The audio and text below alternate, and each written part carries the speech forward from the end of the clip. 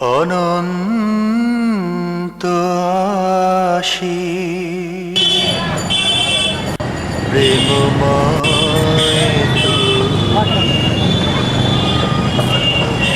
বিচার দিনের স্বামী অনন্ত আশীষ প্রেমময় তুমি বিচার দিনের স্বামী যত গুণগান হে চির মহান তোমারি অন্তর্যামী চালাও সে পথে যে পথে তোমার প্রিয়জন গেছে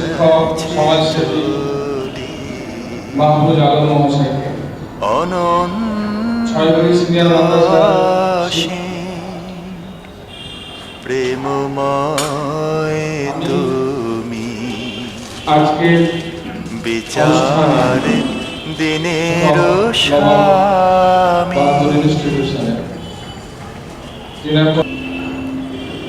দুলকে ভুলকে সবারে ছাড়িয়া তোমারি তরে পড়ি লুটাইয়া দুলকে ভুলকে সবারে ছাড়িয়া তোমারি তরে পড়ি লুটাইয়া তোমারি কাছে যাচি শকতি তোমারে করুণা কামি অনন্ত প্রেমময় তুমি বিচার দিনের صاحبكم بمجنون ولقد رآه بالأفق المبين وما أين تذهبون إن هو إلا ذكر للعالمين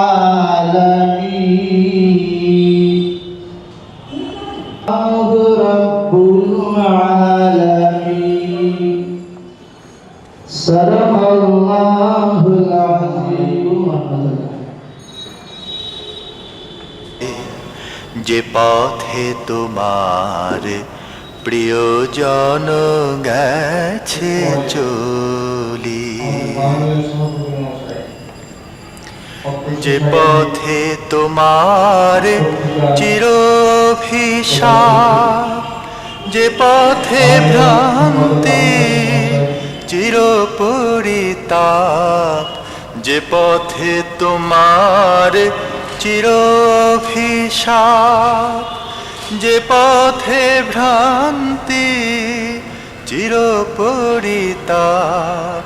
হে মহাচালক মোদের কখনো করুণা সে পথগামী অনন্ত আশীষ প্রেমময় তুমি বিচার দিনের স্বামী যত গুণগান হে চির মহান তোমারি অন্তর্যামী অনন্ত আশীষ প্রেমময় তুমি বিচার দিনের স্বামী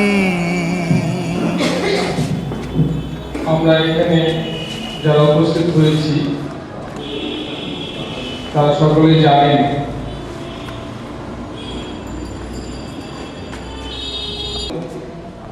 যে সমস্ত উক্তি করে গেছে, আমরা যদি সেগুলোকে নিয়ে ভাবি তাহলে সকলের প্রতি আমাদের কিছু দায়িত্ববোধ এসে যায়। আমরা নিজেরা শিখবো, কাউকে শেখাবো না, তা হয় না। নিজেরা রোজগার করবো, বিশিষ্ট মানুষ গড়ে তুলতে আমরা সমর্থ। আমরা সকলেই চেষ্টা করব আজকে সেই মহান প্রচেষ্টাকে মানুষের মধ্যে অ্যাওয়ারনেস আনার জন্য আল-কিরাত প্রতিষ্ঠিত হয়েছে। আল-কিরাতের মাননীয় সম্পাদক আবুল হাসান ভাই তিনি তার স্বাগত ভাষণ এখন পেশ করবেন।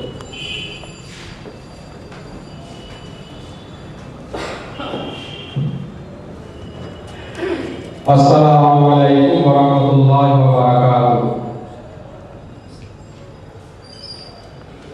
মঞ্চে উপস্থিত আমার শ্রদ্ধেয় শিক্ষক, আজকের সভা আর উপস্থিত শ্রদ্ধেয় শহীদ নুরুল হুদা, আমাদের পশ্চিমবঙ্গ শিক্ষক সমিতির সভাপতি মাহফুজ আলম, শ্রদ্ধেয় শিক্ষক আসিফ ইকবাল, আমার শ্রদ্ধেয় শিক্ষক মাওলানা মোহাম্মদ আবুল হাসান সাহেব, মসনদ আউলিয়া ট্রাস্টের চিফ মোহাম্মদ আকবর খান, এছাড়াও আমার গ্রাম থেকে আমার ভাইরা এবং আমার শ্রদ্ধেয় চাচারা এসেছেন। তার কারণটা অনেক লম্বা চওড়া, তো সংক্ষেপে কয়েকটা কথা বলি।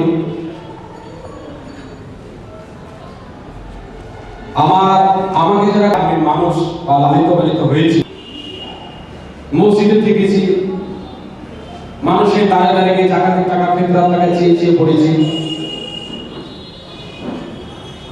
ফলে খুব কষ্ট করে বাড়িতে যা এইভাবে আমি খুব কষ্ট করে পড়াশোনা করলে আল্লাহ রাব্বুল আলামিন কোন সময় জন্য আমাকে বেকার রাখেনি। সঙ্গে সঙ্গে আল্লাহ লাখ শুকরিয়া, আমাকে একটা জায়গায় আল্লাহ রাব্বুল আমাকে পৌঁছে দিয়েছে। তো এই সেই পড়াশোনার সময় আমি একটা স্বপ্ন দেখতাম, যদি আমি প্রতিষ্ঠিত হতে পারি তাহলে অনেক যারা দুস্থ, কারণ তারা পিছিয়ে যাচ্ছে, যদি পারি কিছুটা তাদের পাশে দাঁড়াতে পারবো, এরকম একটা চিন্তা ভাবনা ছিল। তো সেরকম একটা চিন্তা ভাবনা থেকে আমরা কয়েকজন, মাওলানা মাহফুজুর রহমান, আব্দুল লতিফ সরকার, পারভেজ সাজ্জাদ, হাফেজ আব্দুর ইসলাম, বিশিষ্ট শিক্ষকদের নিয়ে আমারও স্কুলের কতগুলো শিক্ষক আমার প্রথম থেকে আমাকে সহযোগিতা করেছেন। আমার দুই চাচাদল আছেন, তো এনাদের অনুপ্রেরণায় আমি আল-কিরাত চ্যারিটেবল সোসাইটি, আল্লাহ রাসূল সাল্লাল্লাহু আলাইহি ওয়াসাল্লামের কাছে প্রথম যে বাণীটা এসেছিল হীরা গুহায় 610 খ্রিস্টাব্দে, ইকরা মানে পড়ো। তো আল্লাহ রাব্বুল আলামিন বদরের যুদ্ধ হওয়ার পর যখন বিজয়ী হলো, ইসলাম যখন বিজয় লাভ করলেন, সেই সময় হযরত মুহাম্মদ সাল্লাল্লাহু আলাইহি ওয়াসাল্লাম বলেছিলেন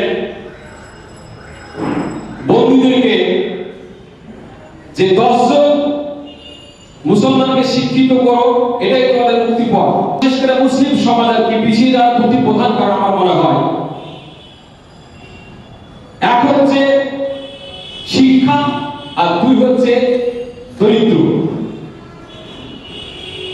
তা আমার মনে হয়েছে যদি দরিদ্র এই প্রথম কারণটা যদি সমাধান করা হয়, আর্থিক কারণে যারা পিছিয়ে যাচ্ছে তাদের পাশে কি আল-কিরাত, ইকরা থেকে আল-কিরাত চ্যারিটেবল সোসাইটি নামক আমরা ইনশাআল্লাহ আমাদের সোসাইটি থেকে আমরা সম্পূর্ণ বইটা কিনে দিয়েছি। যদি আমরা এই সোসাইটিটা না করতে পারতাম, আমরা এই ধরনের একটা ছেলে পড়াশোনা করছে, ক্লাস টিচার এসে বলছে যে সাদা পেপার পেপার ঘরে কোনো সাদা থাকে সেই পেপার অঙ্ক করছে 26 থেকে রেজাল্টের পর একবার আমার 9 11 12 তো আমি এই সোসাইটি শুরুর প্রথমদিন আমরা ইনশাআল্লাহ 2011 থেকে 2011 20 ডিসেম্বর আমরা এই সোসাইটি প্রতিষ্ঠা করেছি। সেই 3 বছর আমাদের মোটামুটি চলছে 11 12 13 আমরা দুস্থ ছেলেমেয়েদের।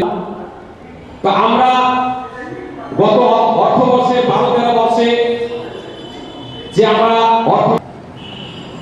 আর আমাদের যে মেম্বারশিপ আছে মেম্বার আছে যারা, তখন আমাদের গতবার অল্প সংখ্যক মেম্বার ছিল। সেই আমরা দেখেছি তাকে যে এইরকম আলহিন্দার সোসাইটি নামে একটা সোসাইটি আছে, তিনি তার সম্পাদক এবং সেখানে তিনি কাজ করছেন। সে কাজের পরিসংখ্যান উনি নিজেই দেবেন। এর মাধ্যমে দিয়ে আমাদের গুরুত্ব অনুধাবন করতে হবে। মাননীয় আব্দুল লতিফ সরকার মহোদয়। আসসালামু আলাইকুম। সভাপতি মহাশয়, আমাদের চ্যারিটেবল সোসাইটির পক্ষ থেকে আন্তরিক অভিনন্দন। আমরা শুনলেন যে একটা নার্সারি স্কুল ছোট থেকে যেহেতু বড় হয়, আমরা হঠাৎ করে বড় থেকে ছোট হতে বড় থেকে ছোট মানে সম্ভব নয়, যেহেতু অনেক টাকা ইনভেস্টের প্রয়োজন আছে এখানে। তো আমরা যাতে একটা নার্সারি স্কুল খুলতে পারি, হ্যাঁ, সেই চেষ্টা আমাদের মধ্যে আছে। সকলকে সালাম এবং ধন্যবাদ জানিয়ে বক্তব্য শেষ করলাম। গ্র্যান্ড হল এবং সেই গ্র্যান্ড হলে একটা মহতি অনুষ্ঠান হচ্ছে, আমার খুব ভালো লাগছে। যদিও আমি লক্ষ্য করে দেখেছি যে এই ধরনের পবিত্র এবং অত্যন্ত গুরুত্বপূর্ণ অনুষ্ঠান উপস্থিতি কম থাকে। গতবারের আগেবার আমাদের এই যে মোহন হাউসের মোড়ে রেজাউল করিম সাহেবের যে মূর্তি আছে, একটা অনুষ্ঠানের আয়োজন করা হয়েছিল। ওনার ভাইপো হাসান সাহেব যেহেতু আমার শিক্ষক মশাই, যখন বাচ্চা তখন দেখছি মাত্র 15 জন এসে উপস্থিত হয়েছেন। বাধ্য হয়ে ফোন করে রাখতে হলো যারা বিভিন্ন পৌরসভার কর্মচারী বা অন্যান্য যারা আমাদের বন্ধু বান্ধব, তাদেরকে ফোন করে ডেকে তবেই সেই সভাটা পূর্ণ করা হলো। তা অবাক হয়ে যায় পরিবর্তনশীল যুগে এসছেন তাকে, আমার একটু অস্বস্তি ফিল করলাম। কারণ সবসময় মাথায় রাখতে হবে যে ভারতবর্ষ ধর্মনিরপেক্ষ রাষ্ট্র, মুসলিমদেরকে অবজ্ঞা করার মতো জায়গায় কিন্তু আমরা নেই। সারা পৃথিবীতে আমরা দ্বিতীয়, খ্রিস্টান প্রথম। কিন্তু এটাও অস্বীকার করার উপায় নেই যে সারা ভারতবর্ষের মধ্যে সবচেয়ে বেশি বর্গ কিলোমিটার হিসেবে বা বর্গ মিটার হিসেবে যে লোকসংখ্যা বাস করে সবচেয়ে বেশি হচ্ছে মুর্শিদাবাদ জেলায়, তারপরে কাশ্মীরের অনন্তনাগ, তারপরে হচ্ছে কেরলের একটা জেলা। যার ফলে প্রণববাবুর সহায়তায় আলিগড় ইউনিভার্সিটি আজকে তৈরি হচ্ছে, অনেকটাই কাজ এগিয়ে গেছে।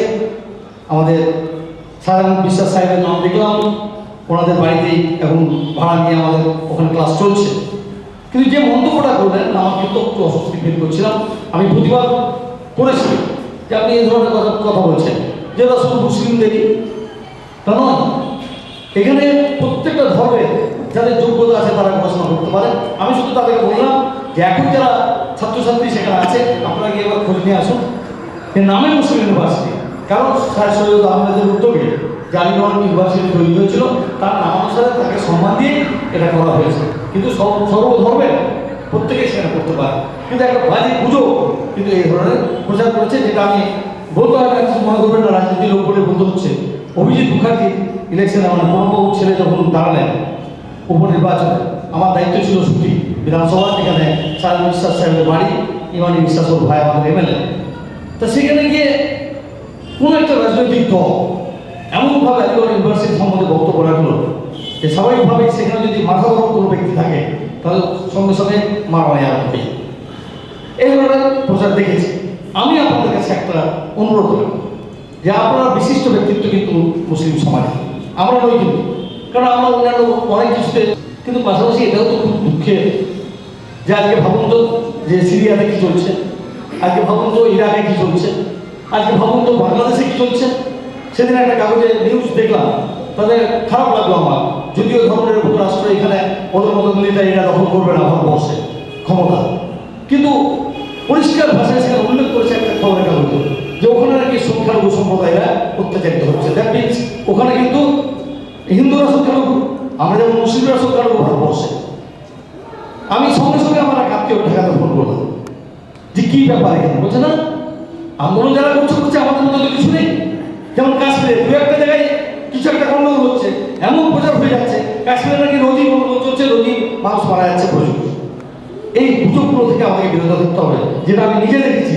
সেই সময় আমি নিজেও যুক্ত হয়ে পড়েছিলাম, কারণ সেই সময় কাঠা মসজিদকে কেন্দ্র করে যারা উদ্যোগ নিয়েছিলাম, আমি তাদের সমালোচনা করছি না, আমার সে ক্ষমতা নাই। কিন্তু এটাও ঠিক, যখন দেখলাম যে মারামারি লেগে গেল, আইসি সাহেবকে দিবা করবো, আইসি সাহেব রিকোয়েস্ট করছি আমরা, তখন আমি কলেজ রাজনীতি করি ছাত্র অবস্থায়, আমি গিয়েছিলাম বহরমপুর কলেজে, বারবার রিকোয়েস্ট করছি, কিন্তু আমি অবাক হয়ে গেলাম যে উনি চেষ্টা করলেন, কিন্তু বলছে এমন একটা পরিস্থিতি দাঁড়িয়ে গেছে যে আমাদের কন্ট্রোলের বাইরে।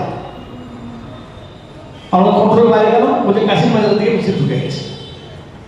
পরে খবর আসছে একটার পর একটা, কারো হাত কাটা, কারো মাথা ফাটা, বারবার আসছে। আমরা ওই হাসপাতাল ছুটছি একবার, কেউ কেউ ভুল করে এই হাসপাতালে আসছে, অ্যাম্বুলেন্স কল করছি, হাতে অ্যাম্বুলেন্স আগে ছিল না। সেই পরিস্থিতিতে দাঁড়িয়ে রেখেছিলাম যারা উদ্যোক্তা সেদিন ছিলেন, যারা উত্তেজনামূলক বক্তব্য রেখেছিলেন সেদিন, তারা কিন্তু আর কেউ ছিলেন না যখন মারামারি হলো। একটা তদন্ত কমিশন হয়েছিল, রিপোর্ট পেশ করলো, 26 লক্ষ টাকা খরচ। লাস্টে রিপোর্ট দিল যে এটা রেখে লাভ নাই, ঠান্ডা করে পাঠিয়ে দেওয়া হলো। আমরা প্রশ্ন করেছিলাম, দিয়েছে অত্যন্ত মহৎ। আমরা নিশ্চয়ই কাছে পাশে থাকবো, বা এই ট্রাস্ট কাছে থাকবো, যেটা আলটিরা চ্যারিটেবল সোসাইটি। কিন্তু অনেক সময় মানিয়েও নিতে হয় পরিবর্তনশীল যুগে। তার জন্য একটা উর্দুতে শের আছে যে চাঁদ না বদলা, সুরজ না বদলা, না বদলা আসমান, কিতনা বদল গেলে ইচ্ছা। মানুষ বদলে গেছে, কিন্তু চাঁদও বদলায়নি, সুরজও বদলায়নি, আকাশও বদলায়। তাই আমাদের প্রথম যেটা আমার মনে হচ্ছে যে করা উচিত, সেটা হচ্ছে আমাদের মধ্যে যেন ঐক্য থাকে, আমাদের মধ্যে যেন মতানৈক্য না হয়। আমরা নিজেদের মধ্যেই যদি মতানৈক্য তৈরি করি, তাহলে তারা আমাদের বেশিরভাগ সময় আমরা সংখ্যালঘু সম্প্রদায়। আজকে কোর্টে গেলে দেখছি বেশিরভাগ মুসলিম সম্প্রদায়, এটা কেউ দুঃখের। সেখানে শান্তির বার্তা আমাদের জন্য হচ্ছে যেটা পাঠিয়েছেন আমাদের কাছে, আমরা যেটাকে মেনে চলছি, সেই জায়গায় দাঁড়িয়ে আজকে কিন্তু দেখা যাচ্ছে বেশিরভাগ ক্ষেত্রে অশান্তির বাতাবরণ তৈরি করা হচ্ছে। আমাদের নাম আজকে ভাবুন যে যে যে উগ্রপন্থী সংগঠনগুলো একটা দুর্নাম আজকে বিভিন্ন জায়গায়, সে আপনার টুইন টাওয়ার ধ্বংসই বলুন, আর ইরাকের গন্ডগোল বলুন, পাকিস্তানের গন্ডগোল বলুন, আফগানিস্তান বলুন, আমাদের বলুন, সব জায়গাতে দেখা যাচ্ছে, কোনো না ক্ষেত্রে বেশিরভাগ ক্ষেত্রে দেখা যাচ্ছে যে উগ্রপন্থী সংগঠনগুলো বেশিরভাগই দেখা যাচ্ছে মুসলিম নামে সঙ্গে যুক্ত। তাই মানুষের কাছে আপনাদের যে ভাবনা, যেটা যত বলবেন আমাদের সমাজ তত উপকৃত হবে। আমাদের থেকে আমরা যারা রাজনৈতিক কর্মী একটা নির্দিষ্ট দলের সঙ্গে যুক্ত আছে, আমাদের কথা যতটা বিশ্বাস না করবেন, আমাদের সমাজ কিন্তু আপনাদের কথা বেশি বিশ্বাস। পাশাপাশি আমি চাইব যে আলটিরা চ্যারিটেবল সোসাইটি উত্তরোত্তর শ্রীবৃদ্ধি ঘটা, আগামী দিনে তাদের যে স্বপ্ন, সেই স্বপ্ন বাস্তবায়িত হোক, এই আবেদন রেখে আমার বক্তব্য শেষ করছি।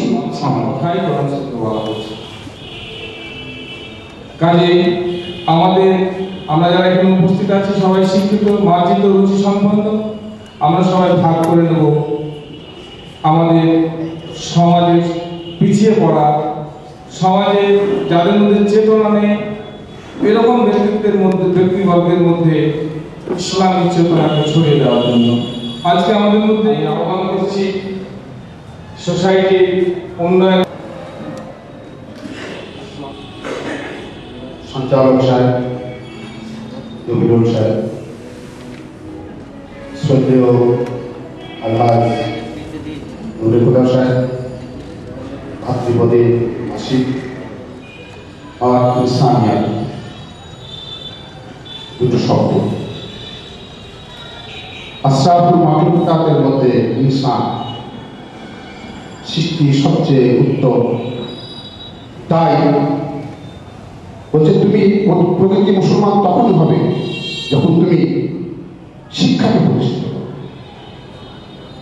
যে শিক্ষাকে প্রতিষ্ঠিত করলো সে ইসলামকে ইসলামকে প্রতিষ্ঠিত করো। ইসলাম সমস্ত ধর্মের চেয়ে ইসলাম উৎকৃষ্ট ধর্ম। কেন উৎকৃষ্ট ধর্ম? সেই বলা হলো আশরাফুল মাখলুকাত আর ইনসানিয়ত। আবেগের নাম ইসলাম নয়, বিবেকের নাম ইসলাম। আমি আবেগ তাড়িত হয়ে কথা বললাম। আমি কিছুদিন আগে একটি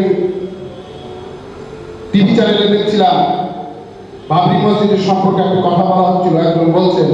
একজন জালসাতে বলছেন বাবরি মসজিদ লড়কে লেগে। আমি বলছি না, আমি এই জায়গাটা খণ্ডন করব। একটা মসজিদ ভেঙে যাবে, বারবার তৈরি হবে। একটা মাদ্রাসা ভেঙে যাবে, বারবার তৈরি হবে। ঈমান নষ্ট হয়ে যাবে, কোনোদিন তৈরি হবে। মানুষের মন ভেঙে যাবে, কোনোদিন তৈরি হবে। একজন মানুষের দুঃখ বেদনা আসবে, সে কখনো নাজাত পাবে না। কোরআন বলছে, হাদিস বলছে। আমার নবী, আপনার নবী, সকলের নবী, বিশ্ব নবী হযরত মুহাম্মদ সাল্লাল্লাহু আলাইহি ওয়াসাল্লাম বলে গেলেন, আমি কি তোমাদের মধ্যে সবকিছু পৌঁছে দিতে পেরেছি? তিনি তার আখির ভাষণে বলেছিলেন। সাহাবীরা বললেন, সকল মানুষরা বললেন, হ্যাঁ, আপনি খালি পৌঁছে দেননি, করেও দেখিয়েছেন। তাই সেদিন নবী করিম সাল্লাল্লাহু আলাইহি ওয়াসাল্লাম কি বলে গেলেন, আমি তোমাদের মধ্যে রেখে গেলাম হাদিস আর কোরআন। সে হাদিস কি বলছে? সে হাদিস বলছে যে তোমার মনের ইচ্ছাকে এমন সৎ পবিত্র করো যেন তুমি সকলের কাজ সৎ কাজে আদেশ করতে পারো, অসৎ কাজ থেকে দূরে রাখতে পারো, মানুষকে নির্দেশ দিতে পারো। বুখারী শরীফের 1 নম্বর হাদিস, ইন্নামা আমালু বিন্নিয়াত। তাই তো বলি স্যার, ঠিক বলছি তো? 1 নম্বর হাদিস, তুমি তোমার নিয়াতকে ঠিক করো। সেই নিয়াতটা কি? সততার নিয়ত। সেই নিয়াতটা কি হবে? আল্লাহর প্রতি বিশ্বাসের নিয়াত হবে। সেই নিয়াতটা কি হবে? রাসূলুল্লাহ সাল্লাল্লাহু আলাইহি ওয়াসাল্লামের উপরে বিশ্বাসের। সেই পবিত্র বাণী, প্রথম পবিত্র বাণী ইকরা থেকে আজকে লিগাল রিসাইটেশন, ইকরা শব্দ থেকে তৈরি হলো। সেই ইকরা শব্দের আমরা কতটুকু মর্যাদা দিয়েছি? তারা আমরা সেখানে কি আমরা কোরআনের মর্যাদা দিতে পারলাম? যদি আমরা শিক্ষিত না হয়, তাই বলা হচ্ছে তুমি যদি শিক্ষিত হও, তুমি যদি ইসলামকে প্রতিষ্ঠিত করতে চাও, তো শিক্ষাকে প্রতিষ্ঠিত করো। শিক্ষার এত দাম আমাদের, আমরা আপনি আজকেও পৃথিবীর মুখ দেখতে পেতাম না। Education is the main part of the social transparency. শিক্ষা হচ্ছে একটা সামাজিক স্বচ্ছতা। বড় বড় মহাবিশিকায় কথা বলে গেছেন। তাই এই শিক্ষা যদি আমি মনে করি দারিদ্রতার জন্য শিক্ষা হবে না, না, এটা ঠিক কথা নয়। পৃথিবীর মধ্যে সবচেয়ে দরিদ্র ব্যক্তি আমার নবী ছিল। আবার পৃথিবীর মধ্যে সবচেয়ে বাদশাহিত্ব করেছেন তিনি। এখনো হোয়াইট হাউসের সেখানে লেখা আছে বিশ্বের সবচেয়ে ন্যায়পরায়ণ বিচারক ছিলেন তিনি, বাদশাহ ছিলেন তিনি। হোয়াইট হাউসে 10 নম্বরের মধ্যে তার সর্বোচ্চতে তার নাম লেখা আছে। এমনি এমনি হয়েছে, এমনি এমনি হয়নি। তিনি তো আল্লাহর কাছে প্রার্থনা করেছেন, হে আল্লাহ, আমি কি তোমার বাড়ি মানুষের মধ্যে ছড়িয়ে দিতে পারবো? তুমি আমাকে সেই শক্তি দাও। তিনি আল্লাহর কাছে চাইলে তাদেরকে শেষ করে দিতে পারতেন, কিন্তু তিনি তা করেননি। তিনি বলেছেন তাদের মধ্যে হেদায়েত ঢুকিয়ে দাও, যে হেদায়েতের মধ্যে তোমার দিকে সে রুজু হয়ে যাবে। একটাই শব্দ নিয়ে তিনি মানুষের কাছে এসেছিলেন, কোনো অর্থ তার কাছে ছিল না। একটাই শব্দ কি ছিল? লা ইলাহা ইল্লাল্লাহু মুহাম্মাদুর রাসূলুল্লাহ। তিনি এই শব্দের বাণীতে সারা বিশ্বকে তিনি জয় করেছেন। আর সারা বিশ্বের মানুষ, সারা জায়গায় মুসলমান। কোথায় নেই? কোথায় মুসলমান নেই? সব জায়গায় আছে। কিন্তু আজ আমরা হাদিস আর কোরআনকে তাবিজ করে আমরা এই কোরবানি আল কিরাত সোসাইটি, আজকের যে সংগঠন, এই যে বীজ বপন করা হয়েছে, একদিন অবশ্যই বট বৃক্ষ ধারণ করবে। খালি আমাদের দরকার, আমাদের ইচ্ছা। ইন্নামা আমালু বিন্নিয়াত, আমার নিয়াতের উপর। আমি এই সোসাইটিকে কেমন ভাবে এগিয়ে নিয়ে যাব? এই সোসাইটির দ্বারা আমার সমাজের মানুষ কিভাবে উপকৃত হবে? আজ মুর্শিদাবাদের 12 লক্ষ মানুষ, 12 লক্ষ যুবক যারা এই দেশ থেকে সে দেশ চলে যাচ্ছে, তার সন্তান সন্ততি পিছনে পড়ে থাকছে, খেতে পারছে না, দুমুঠো অন্নর জন্য এখান থেকে চলে যাচ্ছে কেরালা, এখান থেকে চলে যাচ্ছে মাদ্রাজ, এখান থেকে চলে যাচ্ছে পাঞ্জাব, এখান থেকে চলে যাচ্ছে সৌদি আরব। সৌদি আরবের কি ভয়ানক যন্ত্রণা, যারা সেদেশ থেকে ফিরে এসছে সেখানে সে কি অত্যাচার, তারা মুসলমানদেরকে মুসলমান মনে করে না, তারা তাদের নিজেদের স্বার্থের সেলফ সেন্টার মানুষ, তারা তাদের কোনো মর্যাদা দেয় না। এখন তারা সেই কৃতদাসের মতো প্রথা সেখানে চালায়। বিভিন্ন পরিসংখ্যান আপনারা দেখবেন, বিভিন্ন মিডিয়ার মাধ্যমে এই কথা বারবার প্রমাণিত হয়েছে। এইখানে আমাদের হাটপাড়ার কিছু লোক এখনো গিয়ে সেখানে আটকে আছে, জেল খাচ্ছে। কয়েকদিন আগে তারা আমাদের কাছে এসেছিল যে আমরা কিভাবে তাদেরকে ফেরত নেব। 12 লক্ষ মানুষ খেটে খাওয়ার জন্য মুর্শিদাবাদ থেকে অন্য জেলায়, অন্য রাজ্যে, অন্য দেশে চলে যাচ্ছে। আর 13 লক্ষ মানুষ বিড়ি বেঁধে খাচ্ছে, তার মধ্যে 70% মহিলা। আমাদের কি দায়বদ্ধতা? অসুখ হাজার বাধা বাধক প্রলয়, আমরা সহস্র প্রাণ রইব নির্ভয়। তাই আমাদের নির্ভয় কাজ করে যেতে হবে। আজকে কেন আমরা কিছুক্ষণ আগে আমাদের ডালিমদা বলছিলেন যে সন্ত্রাসবাদের কথা, আমি বলবো সন্ত্রাসবাদ হবেই। এই জন্য হবে যে 12 লক্ষ লোক বাইরে চলে যাচ্ছে, তার সন্তানরা কোথায়? ভয়াবহ নেতারা, তারা স্কুলে যায় না, তারা গ্রামের মাঠে গিয়ে ইট ভাটার মধ্যে কাটাতেও কাজ করে না, তারা সেই ছোটবেলা থেকে বিড়ির আসরে পড়ে যাচ্ছে, তারপরে হিরোইন গাঁজা করে জায়গায় পড়ে যাচ্ছে, অর্থের অভাবে তারা করছে। তারা যদি সত্যি প্রগতি শিক্ষা পেত, তারা সত্যি যদি সমাজের মূল স্রোতে তাদেরকে আনা দিত, তাহলে নিশ্চয়ই তারা আমাদের মতো, আপনার মতো, সবার মতো স্বাচ্ছন্দ্য জীবন যাপন করতে পারে। কে চায় না? আমি চাই না, আমি চাই না ভালোভাবে জীবন যাপন করতে। সব মানুষই চায়। এভরিবডি লাইক ডেভেলপমেন্ট সোসাইটি, সবাই তার ভালো জায়গায় পছন্দ করে, কিন্তু সেই জায়গায় স্বাদ আছে, সাধ্য নাই। সেই স্বাদ এবং সাধ্যকে মেটানোর জন্য আল্লাহ কাউকে পরিবর্তন করি না। তাই বলছে তুমি যদি পরিবর্তন হওয়ার জন্য এগিয়ে আসো, আমি তোমার কাছে দৌড়ে দৌড়ে দেবো। ফাঁস করবো, মাছ করে নেলা কাঠ করো। এত মানুষের কি বলছি? তাহলে আমরা, আমাদের কাজ হচ্ছে আমরা ওই জায়গাতে নিয়ে যাবো, আমাদের নিজেকে উৎসর্গ করে দেবো সমাজের কাজের জন্য। যে সমাজের কাজ করলে আমি, আপনি, আমার পরবর্তী জীবন, আগামী জীবন সমস্ত সুস্থ হয়ে থাকবে। নবী করিম সাল্লাল্লাহু আলাইহি ওয়াসাল্লামের মৃত্যুর পরে সমাজের বাড়িতে তিনি শিক্ষকতা করেছিলেন। তারপরে 570 খ্রিস্টাব্দে যুগে যুগে এভাবে মাদ্রাসা কিন্তু তৈরি হয়েছে। সেখানে নানাভাবে শিক্ষা ব্যবস্থাকে, শিক্ষা কিন্তু সেই থেকেই আছে, সেই শুরু থেকেই আছে শিক্ষা ব্যবস্থা। সেই শিক্ষা ব্যবস্থার মধ্যে আমরা পৃথিবীর কলম লিখেছিল, সে আল্লাহর বাণী, লা ইলাহা ইল্লাল্লাহু মুহাম্মাদুর রাসূলুল্লাহ। তাই আমরা সেই কলম থেকে শিক্ষা নিতে পারি, আমরা ওই স্বর্গীয় শব্দ থেকে শিক্ষা নিতে পারি। শিক্ষার কত দাম, শিক্ষা কত মহৎ জিনিস। তাই এই চারিটি যারা হর্তাকর্তা, এই কর্মচারী যারা কর্মকর্তা, তাদের বাধা আসবে, অসুবিধায় পড়বে।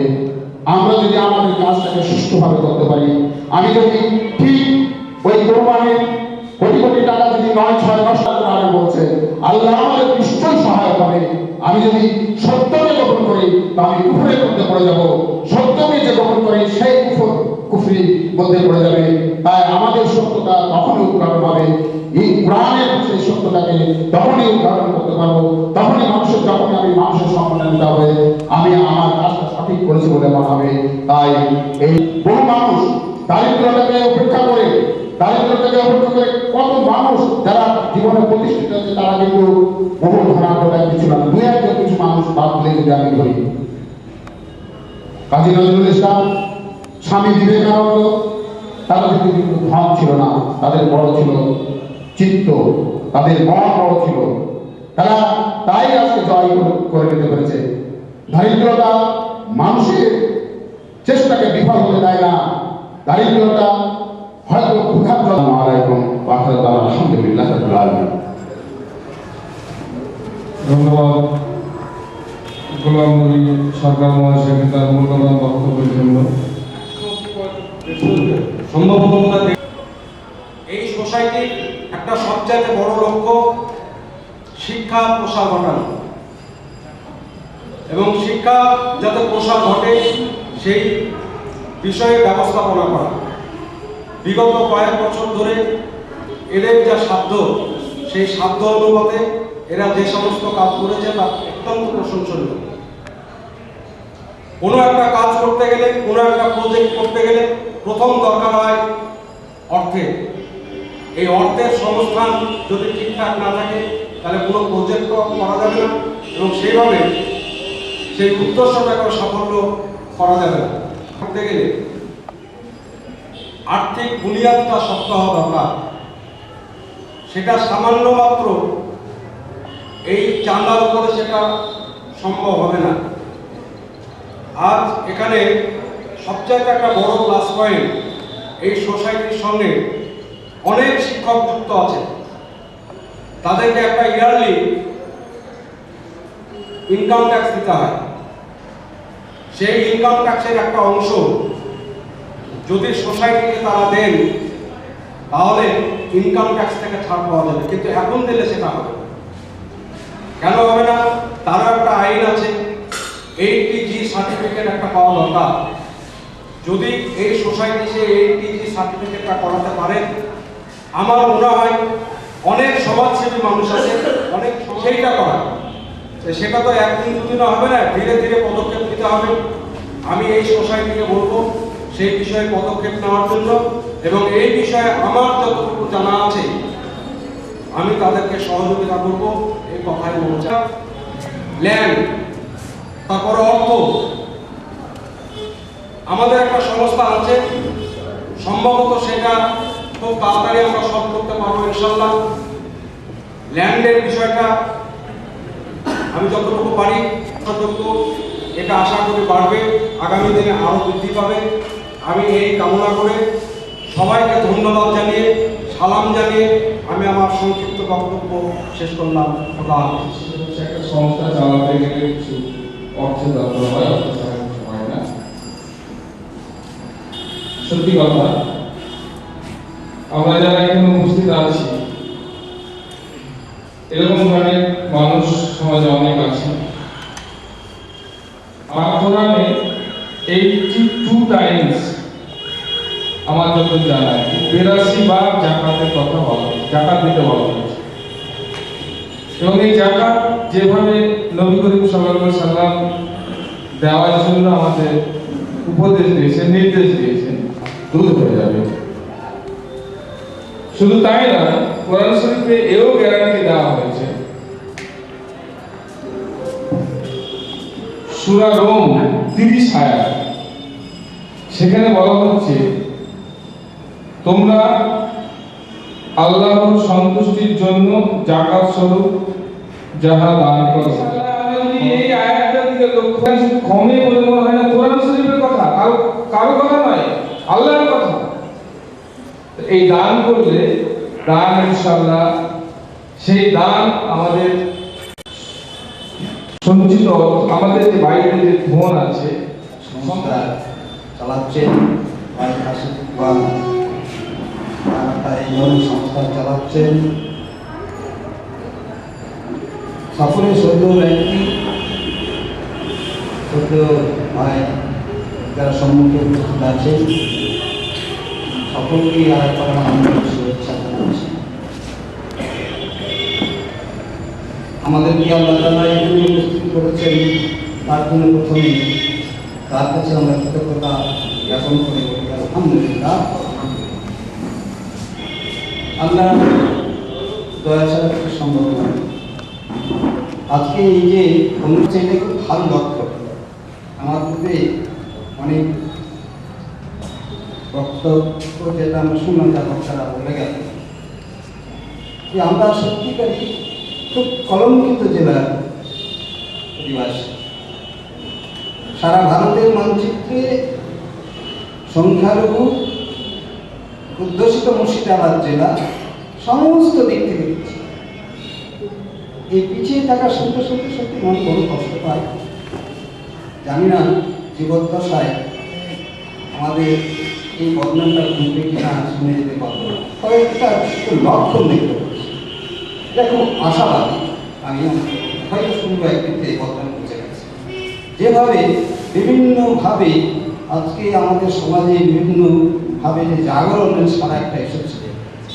আমার মনে আছে বর্তমানে যিনি কেন্দ্রীয় সংখ্যালঘু মন্ত্রী কানসাহেব রবীন্দ্র সদনে একটা আত্মপ্রকাশনের অনুষ্ঠানে বলেছিলেন, বছর 3-4 আগে তিনি এসেছিলেন, তখন ডেপুটি স্পিকার ছিলেন। তিনি বলেছিলেন যে আমরা 30 বছর আগে যেটা শুরু করেছিলাম মনে হচ্ছে আপনারা সেটা এখন শুরু করবেন। কথাটা কিন্তু সত্যি বাস্তব বলেছেন। কর্ণাটক আজকে মুসলিমদের একটা দুটো নয়, সেখানে শয়ে শয়ে কলেজ মুসলিমদের নিজস্ব হয়েছে, মেডিকেল কলেজ, টেকনিক্যাল কলেজ, এখন একটা নয়, ইউনিভার্সিটি হয়েছে নিজস্ব। তার ঋণ শোধ করা, তার কর্তব্য পালন। আপনারা সকলেই জানেন কোরআন শরীফে আল্লাহ তাআলা বলেছেন একটা কথা আছে, ইন্না খালাকতুল জিন্না ওয়াল ইনসা ইল্লা লিয়াবুদুন। আল্লাহ তাআলা বলছেন আমি ইনসানকে এবং জিনকে সৃষ্টি করেছি ইবাদতের জন্য। রোজা করতেই হবে কম্পালসারি, এটাও ঠিক, কিন্তু ওই কম্পালসারি করতে গিয়ে ওর সাথে পাশে যে কাজগুলা নিজের সংসারকে বিলীন করে শুধু মসজিদে করে থাকতে হবে না। ছেলে ডাকাতি করবে, চুরি করবে, পেটের জ্বালায় দৌড়ে বেড়াবে, ছেলের কথা ভাববো না, আমার বউ কি করছে সেটা ভাববো না, সংসারের কথা ভাববো না, শুধু মসজিদে আল্লাহ হবে না, ও ইবাদতের কোনো গুরুত্ব নেই। শুধু তাই নয়, আমি নামাজ পড়বো, আমার পাশে বাড়ি বেনামাজি থাকবে, আমার হক, সেই হকটাকে আদায় করাতে হবে। আমার এক ভাই সে না দিয়ে থাকবে, সে লেখাপড়া শিখবে না, এটা ইসলাম বলে না। এটাও আমার কর্তব্যের মধ্যে পড়ে, এটাও আমার ডিউটির মধ্যে। এই যে মহত্বের সঙ্গে আমরা মিলিত হচ্ছি, যে আমাদের এই সমিতিটা, এই সোসাইটিটাকে কীভাবে ডেভেলপ করব। এখন পরামর্শ দিলেন নাটক সাহেব, যেমন আসি আমার ভাই, আমি নিজের অক্ষমতার কথা বলছি, আসি চলে গেল এখান থেকে বীরভূমে লাভ করে শিক্ষকতা, সপ্তাহে একদিন আসি, আমি শিক্ষকের সময় দিতে পারি না, ওই চালাচ্ছিল। ভালো উদ্যোগ নিকাশ শুরু হয়েছিল। আমরা প্রথম শুরু করেছিলাম যে মাইনরিটিদের সব থেকে যে প্রবলেম, চাকরি ক্ষেত্রে চাকরি পেতে গিয়ে তারা কম্পিটিশন পরীক্ষায় ফেল করে। তো প্রথমে যেখানে খুব সহজে অল্প সময় দেওয়া হবে, প্রথম আমরা আমাদের মুর্শিদাবাদ জেলায় শুরু করেছিলাম যে এসএসসিতে যারা বসে তাদের একটা কোচিং দেওয়া, এবং খুব সফল হয়েছিল। কিন্তু পরে সেটা আমরা ধরে রাখতে পারলাম। শিক্ষক যারা প্রথম সাহায্য করছেন তারা সাহায্য করতেন। আজকে আমি বলবো, আমার কাছে বলবো, আদিকরা রাইটুর সোসাইটি লক্ষ্যটা যেখানে সীমাবদ্ধ আছে এখানে থাকবে না। কারণ বইপত্র সরকার আপার প্রাইমারি তো বই শুধু দিচ্ছে না, বই দিচ্ছে, পোশাক দিচ্ছে, খেতে দিচ্ছে, সব করছে। তবুও আমি একজন শিক্ষক হিসাবে বলছি ব্যর্থ। এত পয়সা সরকারের খরচ করা ব্যর্থ। আবার তো 9 থেকে মেয়েদের এখন একটা পাশে নতুন রকম আপার প্রাইমারিতে দেখছি যেটা ওই ক্লাস 5 ছেলেগুলো আসছে, কারণ ওখানে শুধু খিচুড়ি খেতে খেতেই চলে আসছে, এসে তারা নামটাও লিখতে পারে। 100টার মধ্যে 5টা থেকে 10 জন ছেলে রেডি করবে। বিশেষ করে আমাদের কমিটির ছেলেরা এই জায়গাতেই মার খাচ্ছে। আমাদের মনে হয় যে প্রথম যে বেসটা সেখানে আমাদের শেষ হয়েছে। দরকার হচ্ছে কোথায় একটা হয় জীবনে। প্রথম আমি অনুরোধ করবো কাশেমকে বা এই সোসাইটির কর্মকর্তাদের যে আমার অনুরোধ, তোমরা প্রথমে এই জায়গাটায় হাত দাও। বই 9-10 বই দেওয়ার জন্য সমাজে প্রচুর মানুষ আছে। এখন হায়ার সেকেন্ডারি পর্যন্ত যে বই দেওয়া, তোমরা 9 থেকে হায়ার সেকেন্ডারি পর্যন্ত বইয়ের কিছুটা ফাংশন হবো, কিন্তু এটাকে প্রথম কাজ করে যদি সমাজের ভালো করতে হয়, আমি আপনাদের আমি কাশেমকে লোক করে হয়েছি, কিন্তু যারা যুক্ত আছেন তাদের প্রত্যেককে আমার অনুরোধ, প্রথম আমরা পাড়ায় পাড়ায় আমাদের যারা শিক্ষক বন্ধুরা আছেন, যারা যেখানে আমরা বাস করি, সেখানকার যদি সমাজে, সেখানকার যদি পাড়া, ওই ছেলেগুলোকে একটা টাইম নির্দিষ্ট করে বসে, স্কুলের টাইম ছাড়া যেটা টিউশনের মতো যাতে বসা, কারণ বাবা মা তাদের দেখতে পারে। আমরা শহরে বাস করছি, তো আমাদের ছেলেমেয়ের প্রতি আমরা কি পরিশ্রম করছি। আজ একটা মাস্টার দিয়েও আমরা দিন রাত ছেলেটাকে শুধু বইয়ের সঙ্গে যুক্ত রাখার জন্য কত চেষ্টা করি। আর সাধারণত আমাদের বেশিরভাগ গ্রামাঞ্চলের ছেলেমেয়েরা স্কুল থেকে এসে বইটাকে রেখে তুলে থাকে, আর বইও খোলে না, এখানে সেখানে ধরে বেড়ায়, সন্ধ্যাবেলায় খেতে ঘুমিয়ে পড়ে, বাবা মাও দেখে না, এমন একটা অবস্থা। একদম ওই পিছিয়ে থাকে। এটা স্কুল লেভেলে আছে, আপার প্রাইমারি লেভেলে আছে। তাদেরকে যদি আমরা কিছু সাহায্য করি, পড়ানোর জন্য পরিবেশ তৈরি করতে পারি, তবেই আমরা মেধা তৈরি করতে পারি। কারণ মেধা নষ্ট হয়ে যাচ্ছে ক্লাস 8 আগে। এর মধ্যে কেউ কেউ হয়তো খুব কম, খুব গর্ব করে কতদিন আগে এসেছিল আমার এক ছাত্র, সে এখন আমেরিকায় লেকচারার। সে মানে জার্মানি পিএইচডি করলো ফিজিক্সেরও, ডক্টর শহীদুর রহমানের নাম। আমার তার সাথে ও এসে ওই আমেরিকা থেকে একটা সংস্থা করেছে গত সপ্তাহে, সেখানে একটা এরকম চ্যারিটি একটা অনুষ্ঠান করলো, করে একটা সোসাইটি গঠন করলো। সেও খুব ওইরকমই কাশেমের মতো তার মনের জ্বালা। আমি দেখেছি সকালবেলায় টিফিন কে হাতে করে তার বড় ভাই দৈত্যের কাজ করতো, অন্য বাসে যেত বাংলায়, কি খেত না খেত আবার সে হিসেবে ঢুকতো। কোনো রকমে আমার হাই মাদ্রাসা থেকে সে 61% নাম্বার পেয়েছে। আজকে কি আল্লাহ রহমত, তার বিকাশ হলো, আল্লাহ তাকে বড় করবে। সে এখন আমেরিকার একটা ইউনিভার্সিটির লেকচারার। তো ভাবেন তো আল্লাহ কখন কাকে কি করে ভাইকে সাহায্য করতো, তার টিফিন নিয়ে যেত, পড়ার পরে দিনে রাতে 1 ঘন্টা সময় দিত না, কিন্তু ওর মধ্যে ওই ক্লাসে ফার্স্ট।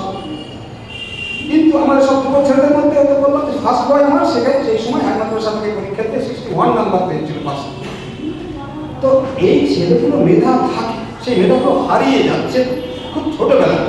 আমার মনে হচ্ছে মেধা পেয়েছে আমরা শুধু যদি এটা না করে, আমরা যদি মাস্টারমশাইকে যুক্ত করে আমরা সোসাইটির কাজটাকে বাড়াতে পারি, আমরা যদি মেধাকে হারাতে না দিই, ওইদেরকে তৈরি করতে সাহায্য করি, তাহলে মনে হয় বেশি কাজ হবে। আমি আর বেশি উপদেশ দেবো না, কারণ আমার একটা অভিজ্ঞতার কথা বলছি।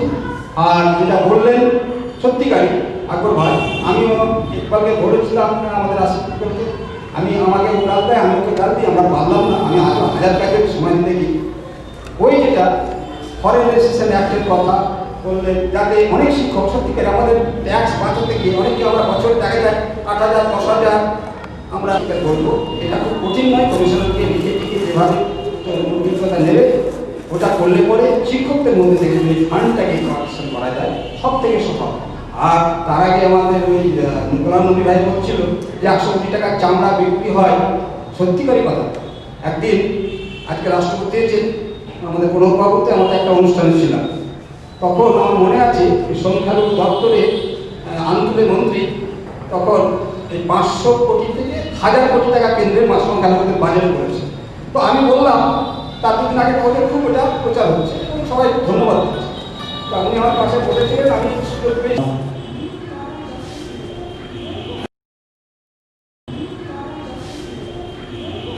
আমি এখানে সেভাবে কোনো বক্তৃতা করতে আসিনি। আজকে ঠিক 1 বছর আগে যখন এই প্রথম চ্যারিটেবল সোসাইটির প্রথম বার্ষিক সভা হয়, সেখানে আমি গিয়েছিলাম, চোরাখালী লিঙ্গায়িত অনুষ্ঠিত হয়েছিল। সেখানে প্রথমেই আমি একটা আশঙ্কার প্রকাশ করেছিলাম যে 15 দিন আগে ঘটনা আমার সঙ্গে ঘটেছে, এই ঘটনা আপনার সাথে শেয়ার করি। আমি চাকরির সুবাদে, শিক্ষকতা করার সুবাদে বীরভূমে থাকি। সেখানে অনেক মানুষের সঙ্গে, অনেক এনজিও সংস্থা যারা কমিউনিটি ওয়ার্ক করে তাদের সঙ্গে আমার আলাপ আছে। এরকমই একজন ব্যক্তি, তার একটি নিজস্ব এরকম এনজিও আছে। এনজিও মানে আমরা জানি যে নন গভর্নমেন্ট অর্গানাইজেশন, এবং তারা কি করে সেটা আমরা জানি।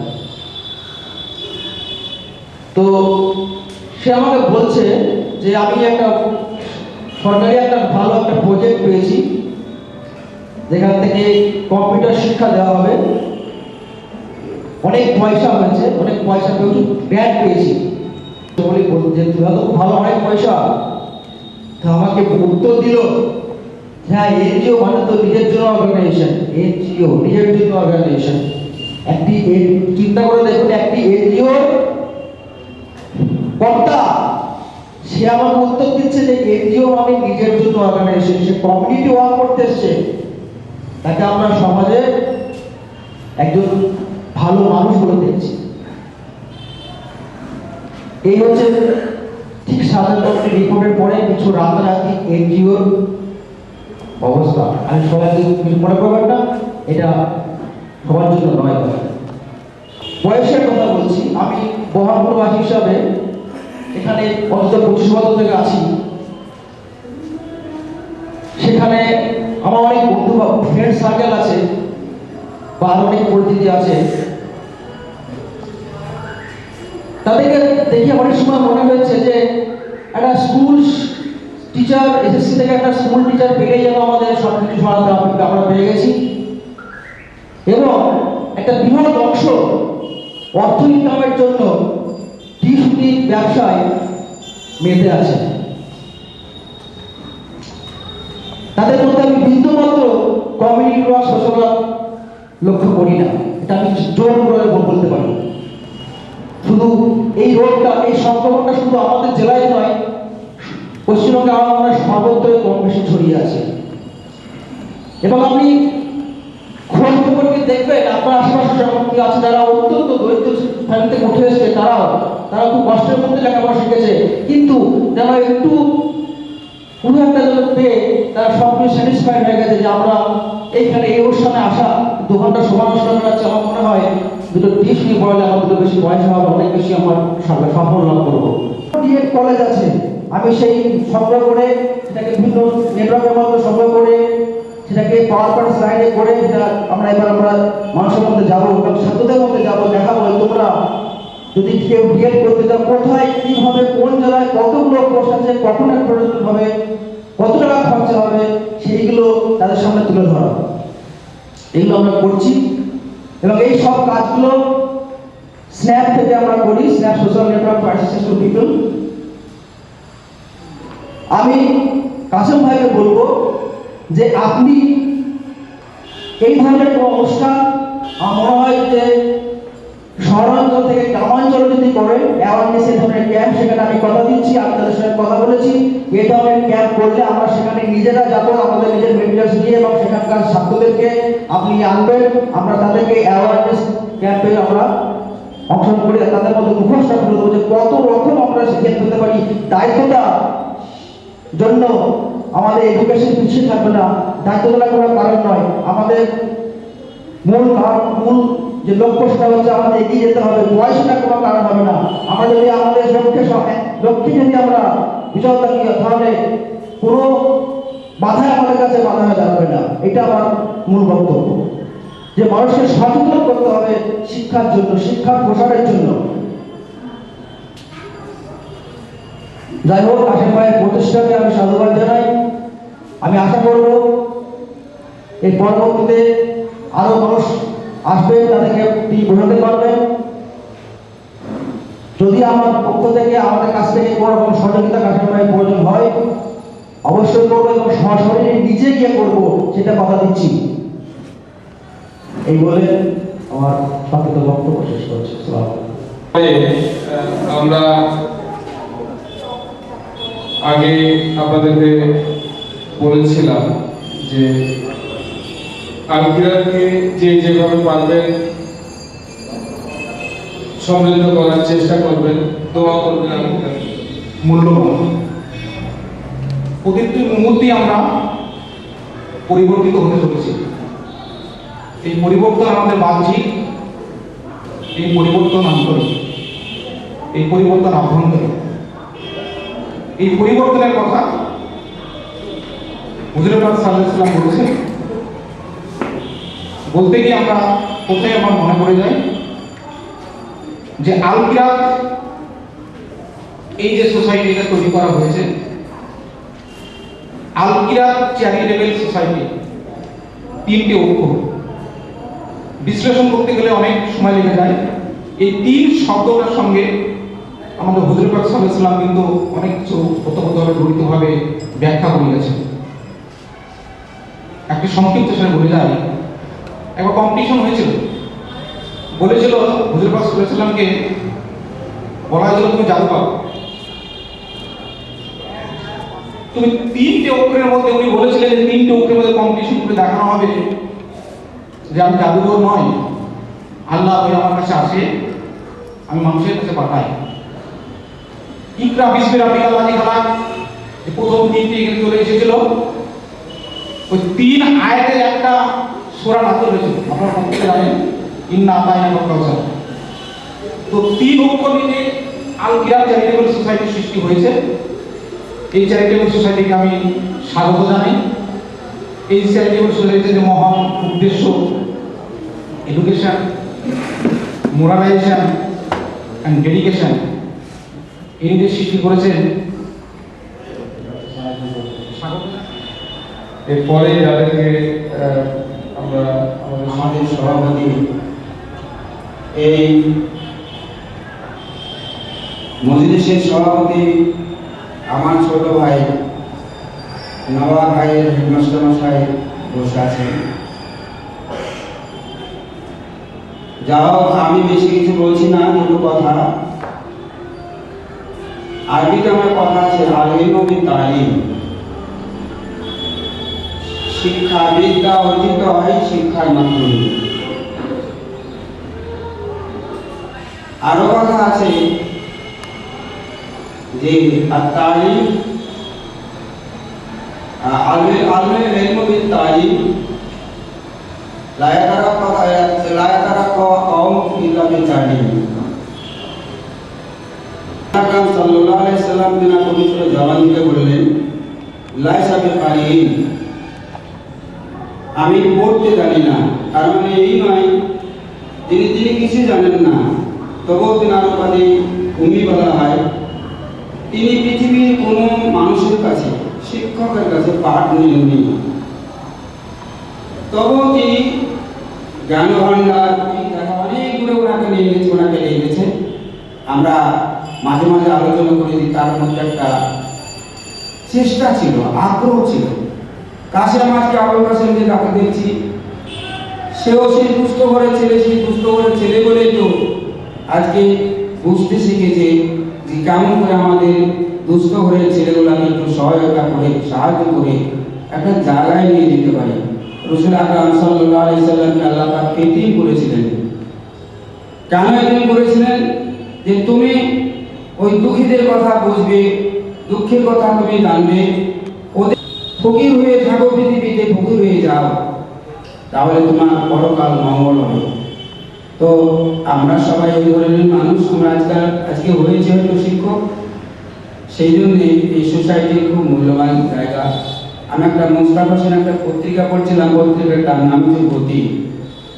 তো তিনার পড়তে পড়তে অবাক হয়ে গেলাম যে তিনার চেষ্টা, আজকে তিনি শিক্ষাকে কোথায় নিয়ে গেছেন।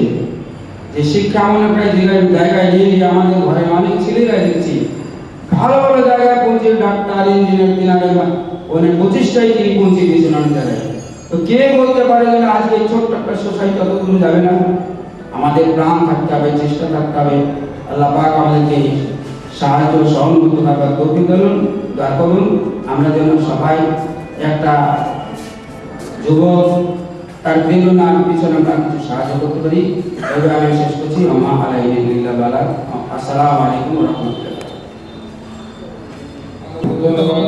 সেই আমাদের নবীজির চিন্তাধারাকে যদি মানুষের মধ্যে আমরা ছড়িয়ে দিতে পারি, ছড়ানোর চেষ্টা করি, আমরা ইবাদত করি, আমরা দাওয়াত দিতে পারি, ইবাদতের জন্য দাওয়াত দিতে পারি, আমরা যে কোনো কিছুর জন্য যদি দাওয়াত দিতে পারি, আমরা নবী করিম সাল্লাল্লাহু আলাইহি সাল্লাম যদি আমরা মেনে চলতে পারি, তার চিন্তাধারাকে যদি সমাজের সর্বস্তরে আমরা ছড়িয়ে দিতে পারি, ইনশাআল্লাহ আমরা কামিয়াব হব, ইনশাআল্লাহ আখিরাত সফলতা অর্জন করবে। সবশেষে আর সময় আমাদের নেই, অনেকে আহত ছিলেন, সম্মতি দিয়েছিলেন, সবাইকে আর ডাকা যাচ্ছে না। সময় শেষ হওয়াতে আমি মাননীয় সভাপতি মহাশয়কে তার সমাপ্তি ভাষণ দেওয়ার জন্য আমি অনুরোধ জানাচ্ছি।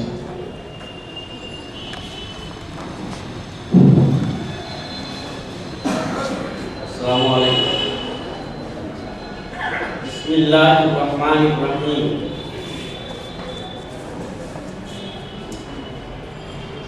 আমরা যারা এখানে উপস্থিত হয়েছি বা উপরে বা নিচে যারা উপবিষ্ট আছি, আমি সকলকে আমি আমার অন্তরে শুভেচ্ছা, ভালোবাসা ও সালাম জ্ঞাপন করছি। বিশেষ করে এই মহতী সভায় আমার দুজন বোন রয়েছেন, তাদেরকে দেখে আমার, কিন্তু এটাকে উল্লেখ করলেন না যে আমাদের দুজন বোন এখানে এসেছেন, তারা কোথা থেকে এসেছেন জানি না, নিশ্চয় তারা এই সভার যে আলোচনা হয়েছে সে আলোচনা থেকে তারা উপকৃত হবেন এবং তারা মারিয়াম আলাইহিস সালাম যে ধরনের মহিলা ছিলেন সেই ধরনের মারিয়াম আলাইহিস সালামের পেটে যেমন ঈসা আলাইহিস সালাম হয়েছিলেন, আশা করব তারা এখান থেকে ফিরে গিয়ে তাদের সন্তান সন্ততিকে সেই ঈসা আলাইহিস সালামের মতো সৎ চরিত্রবান করে তুলবেন। এই দোয়া তাদের জন্য আমার। এখানে ডাক্তার আসিফ সাহেব একটি কথা বলেছেন, ক্যারিয়ার কাউন্সেলিং। কথাটার অর্থ কিন্তু বিশাল। আসলে কি আপনারা হয়তো সিনেমা দেখে থাকবেন, আজকাল টিভিতে একটা বই সারে জামিন, সারে জামিন আমির খানের বই। আমি একসময় খুব সিনেমা দেখতাম, যখন কলকাতায় পড়তাম অনেক সিনেমা দেখেছি। সারে জামিন একটা রিসেন্ট একটা বই হয়েছে, যেটা বইটা খুব হিট করেছে এবং এতই হিট করেছে যে পশ্চিম বাংলার যারা বড় বড় শিক্ষিত লোক যারা খুব শীর্ষে অবস্থান করছেন তারাও এর বলছে যে আমির খান, তারা সবাই শিক্ষাবিদ, আমির খান 2 ঘন্টায় যেটা করতে পারলো আমরা 32 বছর শিক্ষকতা করে সেটা করতে পারলাম। একজন শিক্ষক রিটায়ার্ড পারসন, আমাদের গভর্নমেন্ট স্কুলের 43 জন হেডমাস্টারের একটা ট্রেনিং হলো কলকাতার সল্টলেকে সেক্টর 3 এটিআই ভবনে। তো সেখানে উনি বললেন আমাদেরকে যে আমরা কিছুই করতে পারলাম। তার মানে ক্যারিয়ার কাউন্সিলিং মানে হলো যে ছেলে যেটা করতে ভালোবাসবে সেটা তাকে পড়াতে হবে। আপনারা আশ্চর্য হয়ে যাবেন, আমার একটি ছেলে,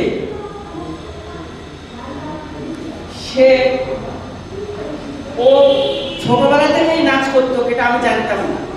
সে ইংলিশ মিডিয়ামে ছাত্র ছিল, কিন্তু সে ছোটবেলা থেকে নাচ করতো, নাটক করতো ওদের স্কুলে, কিন্তু এটা আমি কোনোদিনই ভাবতে পারি। উচ্চ মাধ্যমিক সায়েন্স নিয়ে 75% মার্কস নিয়ে পাস করলো, করে সে বলছে আমি নাটক নিয়ে পড়াশোনা করব। আমি বললাম তোমাকে নাটক নিয়ে পড়াশোনা করতে হবে না, তোমার ইংরেজি আছে 80% নাম্বার পেয়েছে, তুমি মৌলানা আজাদে ভর্তি হও, সেন্ট জেভিয়ার্সে ভর্তি হও। সব কলেজে ওকে নিয়ে আমার 1 সপ্তাহে 22,000 টাকা খরচ, বিভিন্ন জায়গাতে ফর্ম ফিল আপ করতে জমা দেওয়া। সে কিছুতেই শুনবে না, সেজন্য আমি নাটকেই করবো, নাটকেই অনার্স করবো। যে ফর্ম ফিল আপ করলো, করার পরে অ্যাডমিশন টেস্ট হলো, 43টি ছেলের মধ্যে প্রথম। 43টি ছেলে, পশ্চিমবাংলাতে প্রথম কোনো একজন মুসলিম ছেলে নাটকে অনার্স করেছে। 43টি ছেলের মধ্যে ওকে প্রথম হলো। আমি বললাম যে আর পারা যাবে না, আর ঢোকা যাবে না। দিয়ে হলো কি, ওকে ড্রামা করতে দিয়েছিল হলের মধ্যে, এটা আমাদেরকে বোঝাও। এইভাবে ওখানে ড্রামা করে 43টি ছেলের মধ্যে ও ফার্স্ট হলো। আমি ওকে দ্বিতীয়বার বলতে পারলাম না যে তুমি ওটা করতে পারো। ভর্তি হয়েছে রবীন্দ্রভারতী বিশ্ববিদ্যালয়ে অনার্সে, ড্রামাতে অনার্স নিয়ে ভর্তি হয়েছে। ওর যার নাম, প্রফেসররা ওকে বলছে তোমার ওই নামে আমরা ডাকবো না, তুমি যে মুর্শিদাবাদের ছেলে আর হাজারদুয়ারির কাছে তোমার বাড়ি, সেই জন্য তোমাকে আমরা সিরাজউদ্দৌলা বলে ডাকি। স্যাররা ওকে সিরাজউদ্দৌলা নাম দিয়েছে। তো এই হলো ক্যারিয়ার কাউন্সিলিং, মানে ছেলের যোগ্যতা অনুসারে 10টা ছেলে আপনি আঁকতে দিলেন, আঁকাটা যে যেটা পাচ্ছে সেটা নিয়ে সে পড়াশোনা করবে। একজনকে বাংলা লিখতে দিলেন, একজনকে ইংরেজি লিখতে দিলেন, একটা ছেলে ইংরেজি ভালো লিখলো, ঠিক আছে তুমি ওটাই করো। এই হলো ক্যারিয়ার কাউন্সিলিং। তো এইটাই এখন আমাদের দেশের শিক্ষা ব্যবস্থাতে নতুনভাবে ঢোকানো হয়েছে। যাই হোক, আমি যখন এই বিরোধিতা করি তখন নিশ্চয়ই আমরা যারা এখানে উপস্থিত হচ্ছি, আমাদের ছেলেদের যদি এরকম কিছু থাকে নিশ্চয়ই আমরা তার বিরোধিতা করবো না। তার মন অনুপাতে সে যেটা চাইবে সেটাই আমরা তাকে প্রোভাইড করি। যাই হোক, এবার এই পত্রিকাতে আমার একটা লেখা আছে, এই লেখাটা আমি খুব ব্যথিত মন নিয়ে লিখেছি। তার কারণ আমি 72 সাল থেকে এখন অবধি আমি শিক্ষা জগতে রয়েছি। তা আমার মনে এটা আমার সামান্য অনেকগুলো লেখা আছে, তার মধ্যে থেকে একটা অংশ এখানে আমি দিয়েছি কেটে, হয়তো এটা পরবর্তীকালে বই আকারে বেরোতে পারে। তা আমি সেই সময় থেকে এখনকার মধ্যে শিক্ষা ব্যবস্থা, এই শিক্ষা ব্যবস্থার মাদ্রাসা, স্কুল, কলেজ, এই সব শিক্ষা ব্যবস্থার উপরে আমার একটা, যাই হোক আমরা যারা আছি এই পত্রিকাটা আপনারা বিনা পয়সায় নেবেন না, পয়সা দিয়ে নেবেন। তাহলে পয়সা দিয়ে নিলে আমাদের এটাকে হেল্প করা হবে, সাহায্য করা হবে। আর আমরা এটা জানি যে পৃথিবীতে মুসলমান আমরা সব ইতিহাস সৃষ্টি করি, পৃথিবীতে মুসলমানরা ইতিহাস সৃষ্টি করে, আর কেউ কিন্তু করে না, নজির নাই। সে খারাপ হোক আর ভালো হোক, উসামা বিন লাদেন হোক আর আপনার যেই হোক না কেন, তারা কিন্তু ইতিহাস সৃষ্টি করে। আমি একটা ইতিহাসের কথা বলছি। একটি বই, আমি কিছুদিন আগে একটি বই পড়লাম, আসিয়ারাতুল হিন্দিয়া বইটির নাম। এটা 1856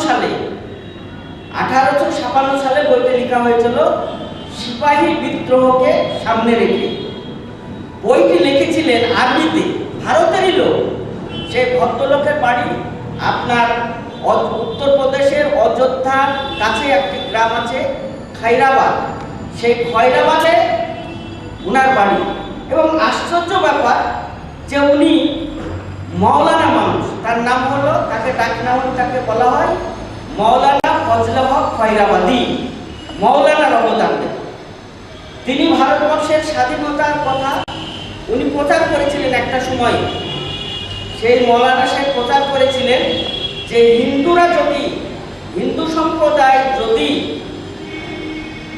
ভারতবর্ষের এই স্বাধীনতা আন্দোলন আমরা যেটা করছি এটাকে যদি সমর্থন করে, তাহলে আমি মুসলমানদেরকে বলবো যে তোমরা গরুর গোশ কেউ খেও না।